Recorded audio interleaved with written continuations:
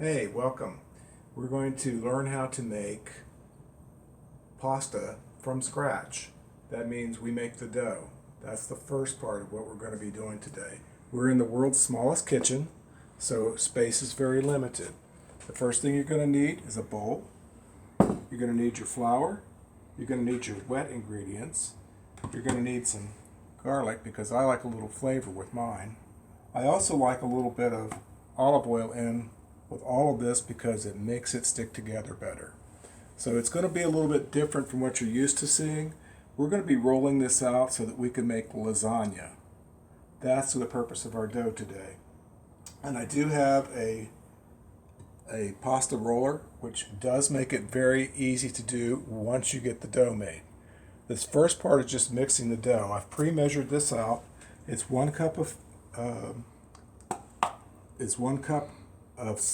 semolina.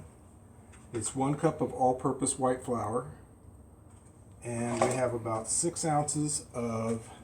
I'm going to stir this and make a little hole in the middle. Get this all stirred together. We mix the flours together. You got to get them blended because you have 2 different types of flour. You don't want just semolina, or it's going to be like a brick. You won't be able to do anything with it. That's why you mix the 2 flours together. This is some water, about 2 ounces of water, with a tablespoon of flaxseed in it. And I'm going to pour that in the middle. And then I'm going to pour in about 6 ounces of tomato puree. The other thing I'm going to be adding to it is some granulated garlic. This is granulated garlic. It's not garlic powder. It's just pure garlic. I'm going to put about 1 teaspoon of that in there. It's very concentrated, so you don't need a whole lot of it. As for the olive oil I'm going to use in it, we're going to use about a tablespoon of olive oil. We're going to mix that in right now. There we go, 1 tablespoon of olive oil. Now what we're going to do is we're going to mix this together. And we're going to do some kneading with this too, but unlike the bread dough, it's not going to look anything like bread dough. It's going to be a little bit different. But as you can see, you mix it in with your fork or other stirring implement, whatever you happen to have. I like to use it in a bowl because I can mix the ingredients better together. And you should always have a little bit of water or something on hand just in case it's a little bit too dry. You might have to add more to it. But we'll get that after we get this mixed together better. Because I'm going to dump this onto this mat. You may be wondering why I have a mat here. The mat is to measure the length of the pasta noodles when I make them for our lasagna. I'm not going to go into the ingredients of the lasagna because that's purely up to you. We're just making the pasta part today. That's all we're going to do in this video. This is taking just a few minutes to mix together. And now I'm going to just pour it onto here so I can work it.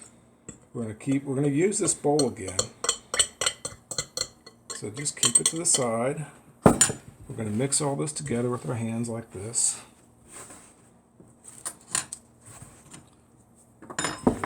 Together so we can form a pasta ball.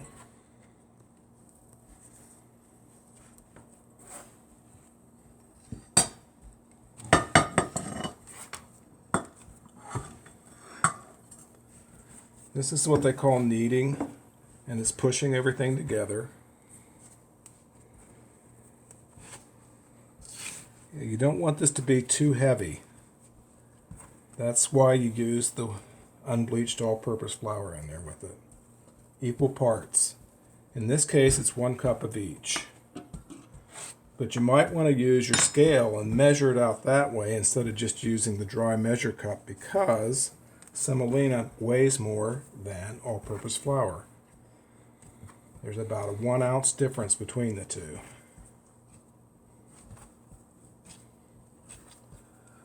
And this is beginning to form a nice dough ball. which is what we wanted. After we get all this mixed up and get all these little bits over here that we can incorporate into it, I'm going to roll this around a little bit more. We're going to let this sit in the refrigerator for about 30 minutes.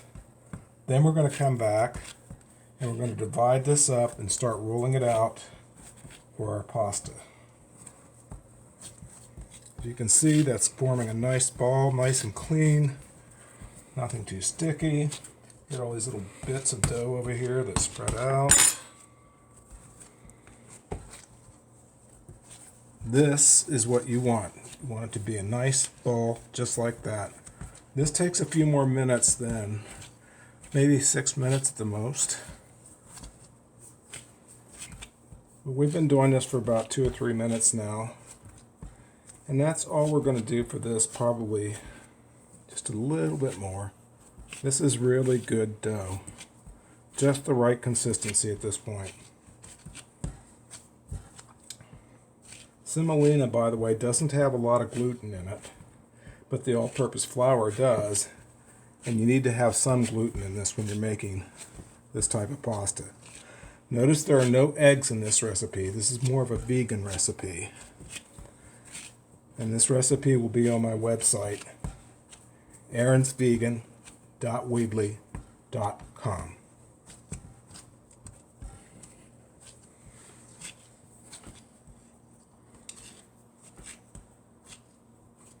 And now I'm going to put this back in the bowl.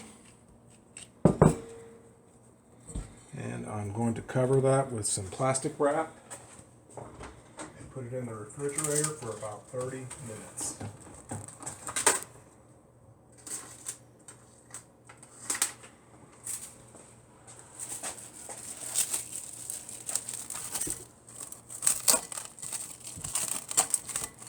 And then we will come back and we'll finish this recipe. Okay. We're back, and it's been about 30 minutes since we put this dough in the refrigerator. So now we're going to take this off. We're going to take this out of the bowl, and we're going to keep the bowl set aside over here because we're going to use it again. But for now, what we're going to do is we're going to use our scale. We want to see how much this dough weighs. And I like to do this in grams rather than ounces, just because it's easier to divide. So that tells me there's 531 grams there. What I'm going to do now is I'm going to cut that in half, or approximately in half. You can see what this looks like. It does look like a bread dough, sort of, but it's not. Okay, 256, 274. This one is the heavier one, so trim a little bit off of this, or pinch a little bit off of that. 267, 262, just a little bit more from this one. 265, 264. That is close enough. I'm going to roll these around in my hands because we're going to divide them up again. I like to divide these into 4.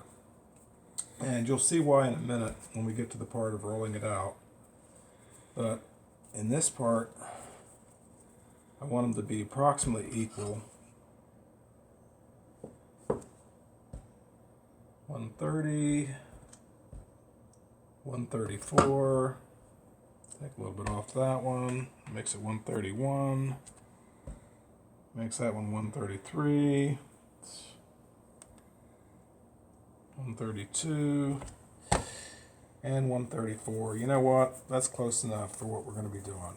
I'm going to roll these into balls. I'm going to put them back into the bowl because we're only going to do one of these at a time. And we're going to measure this out. So it's about 12.5 inches long for each of these strands that we're going to be doing. Each of these lasagnas. Needs to have a little bit more off of it. 125, 125. Split that. And that's going to be close enough. I can weigh it out just to be sure, but yeah, not enough to make any difference. So what I'm going to do now to keep this dough from drying out that I'm not using yet, I'm going to recover this with the same plastic, and that'll keep it from drying out.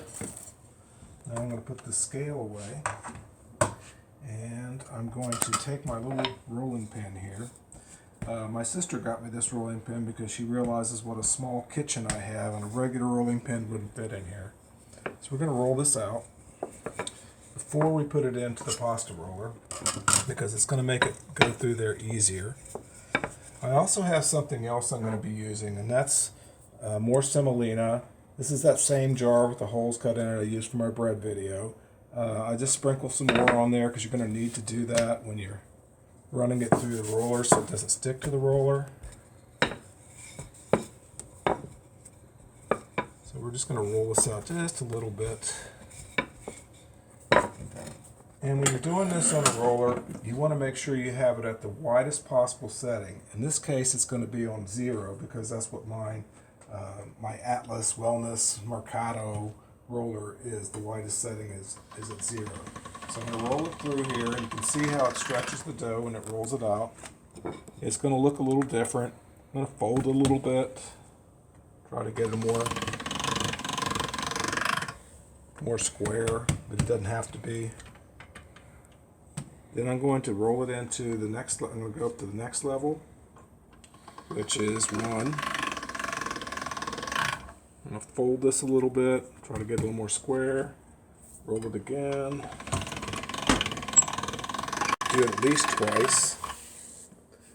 And the next thing we're going to do is going to roll it out to number 1. We're going to go all the way up to number 5 on this. It actually goes up to number 9, but it gets a little too thin at that point. Number 5 tends to make it just about right for our purposes.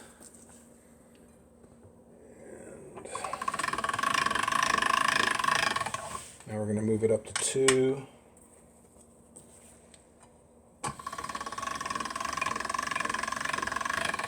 I always run this through at least twice on each setting. Let's move it up to number 3.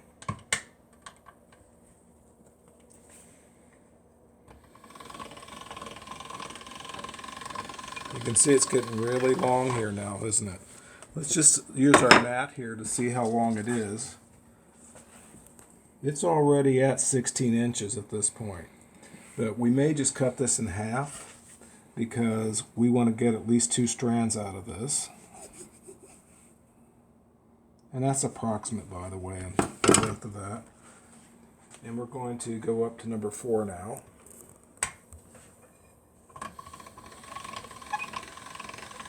There's once.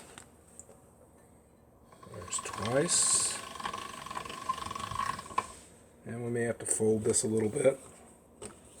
Again, the shape of this is just convenience for putting it in the pan. We want it to be as rectangular as possible. Doesn't have to be, but I keep folding it and moving it back because I want to get it a more rectangular appearance. And we're going to move this up to 5 now. And at 5, it should get us plenty of length on this to make it for our first layer.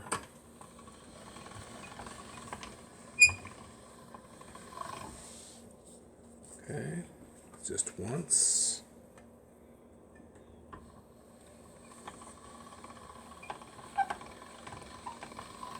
Twice. Let's see how far this is rolled out on our mat. It's got those nice, neat measuring over here. This is going to be fine because it's already almost 12.5 inches. You measure it from here. It's going out to about 13. So that's the right size for our first layer.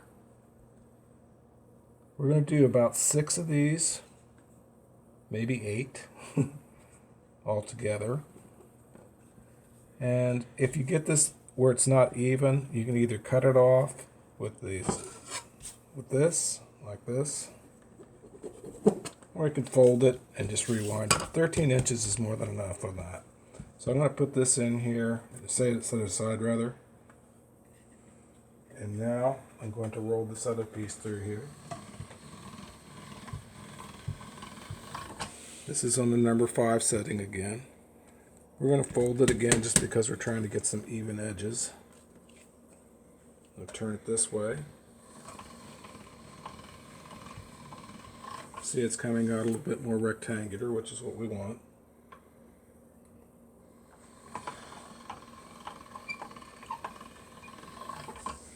Okay, this is probably long enough just by eyeballing it, but as you can see when I put it over here, yeah, it's plenty long enough.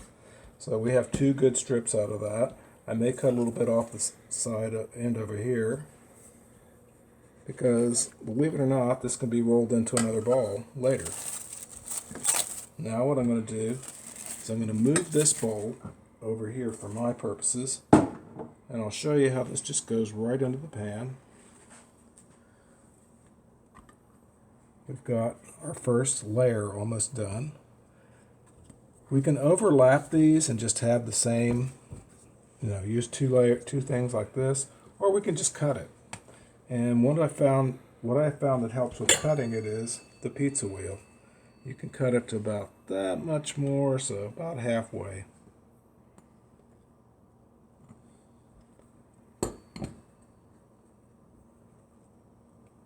And, well, it's not quite wide enough, so we can just put the other strip on there. Just to overlay it a little bit. And there's your bottom layer, okay? Now we're going to do this, like I said, a few more times. It's the same process. And we'll come back when I've got the next 2 layers done.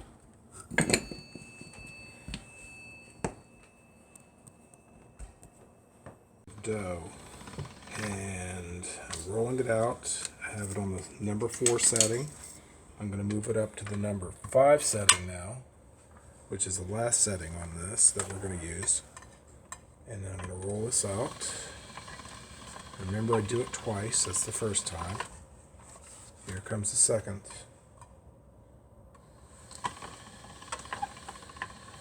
And it's a little bit jagged on the edges, but that's okay because these things are going to overlap just a little bit.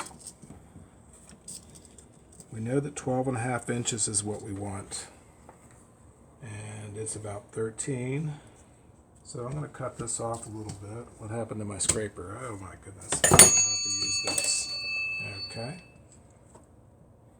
We will use this. That's good enough. Close enough for government work, as they say. Those are both about 12.5 inches. I'm going to lay 1 strip in there now. We've already made our lasagna filling and stuffing, and this is like the 4th layer. This goes here, and I'm just going to overlap this one on the other one rather than cutting it up to a different size.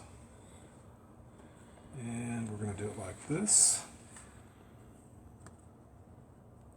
And of course you already figured out, because we are baking this, there was no reason to cook this pasta beforehand. It's fresh pasta, it'll cook great in the oven. And we're ready to put it in the oven, bake it, and probably in about 45 minutes we'll have something to eat. And that's how we make lasagna from the world's smallest kitchen. And I'm Chef Erin, and my cameraman